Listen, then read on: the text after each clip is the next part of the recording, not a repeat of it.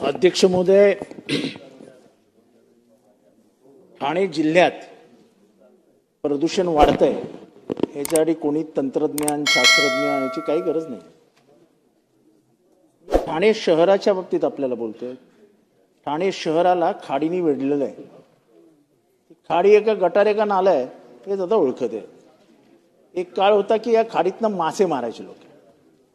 आता मासे तर सोडून द्या, ते छोटे छोटे मासे येतात ना गटारात, आम्ही लहानपणी पकडायचो, ते मासे पण मारतात त्याच्यात. इतकी वाईट अवस्था आहे. मला एक स्पेसिफिक प्रश्न, गेले अनेक वर्ष प्रदूषण महामंडळ ठाणे महानगरपालिकेला नोटीस देतं की कचरा टाकण्याची सोय कुठे आहे आणि डम्पिंग कधी करणार, डम्पिंग ग्राउंड कुठे आहे. 45 वर्ष झाली महानगरपालिका स्थापन होऊन ठाणे महानगरपालिकेला स्वतःचं डम्पिंग ग्राउंड नाही. दररोज कचऱ्याचा डोंगर उभा राहतो. तो डोंगरातला कचरा घ्यायचा, कोणाच्या तरी शेतात टाकायचा, कुठेतरी खाडी किनारीला न्यायचा, तिथे तो टाकायचा. तो सुकला की त्याला आग लावायची. ठाण्यात दर आठवड्याला एकदा बोंबाबोंब असते.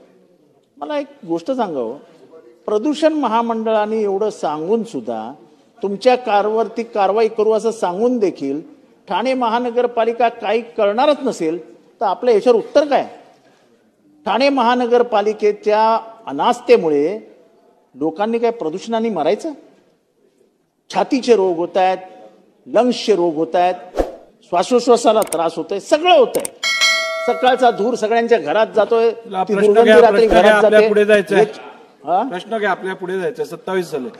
ह्याच्यावरती आपलं काय, म्हणजे आपण काही कारवाई करणार आहात की साठे लोट्याचं सरकार म्हणून ते काय म्हणतात तुमचं कोएलिशनचं सरकार आहे ना, त्याच्यामुळे सांभाळण्यासाठी लोकांचा जीव गेला तरी चालेल अशी काही पद्धती आहे की आपण खरंच ह्याच्यावर कारवाई करणार आहात. प्रदूषणावरती प्रश्न आहे म्हणून आपल्याला गांभीर्याने विचारतोय.